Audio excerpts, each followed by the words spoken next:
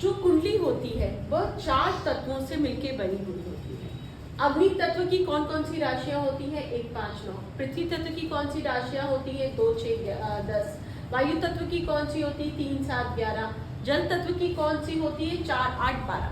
तो इन तत्वों की ये राशियां होती है, इसको आप याद कर लीजिएगा। अब अगर हम इन तत्वों के अकॉर्डिंग अपने आप की अर्निंग्स को इम्प्रूव करना चाहते हैं, तो अर्निंग्स का मतलब क्या होता है? आय। 2 नंबर जो भाव होता है ये आय भाव होता है। अब इस तत्व मतलब ये वाला आय भाव में अगर 1, 5, 9 की राशियां हैं, तो ऐसे जो जातक होगा, इसको मैं आगे डिस्क्राइब करूंगी। अगर इस राशि का नंबर यहाँ पे आ रहा है तो वो अग्नि तत्व का जातक होगा और उसको अपनी चीजों में बहुत फ्रंट एंड पे खेलना होगा, फ्रंट एंड पे करना होगा, बहुत वाणी का चतुर रहना पड़ेगा। ऐसा व्यक्ति ही आय भाव को अपने इम्प्रूव कर पाएगा।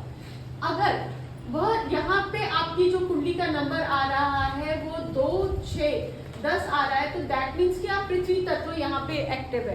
तो ऐसे व्यक्ति को बहुत गंभीर रहना पड़ेगा। अपने आय भाव को इम्प्रूव करने के लिए आपको बहुत गंभीर रहना पड़ेगा, बहुत सोच समझ के बोलना पड़ेगा और इंटेलेक्चुअल बातचीत करनी पड़ेगी। बाकी वहाँ पे कौन से प्लैनेट्स बैठे हुए हैं वो बहुत रोल प्ले करेंगे। एक जनरल हम बात करें, अगर यहाँ पे 3, 7 और 11 नंबर की राशि भाव आ रहा है तो आप वायु तत्व के हैं। ऐसा व्यक्ति बहुत वाचाल होता है, तो ऐसे व्यक्ति को चीज़ों को बहुत सोच समझ के बोलना है, एक्टिवली पार्टिसिपेट करना है और हर चीज़ में बहुत एक होता है जैसे इंस्टिंक्ट को हमेशा अपने आगे रखते हुए बढ़ना है। और लास्ट की जो आती है वो जल तत्व आती है। अगर आपका 4, 8, 12 का है तो आपको वाणी पे बहुत संयम देते हुए चीज़ों को आगे बढ़ाना है।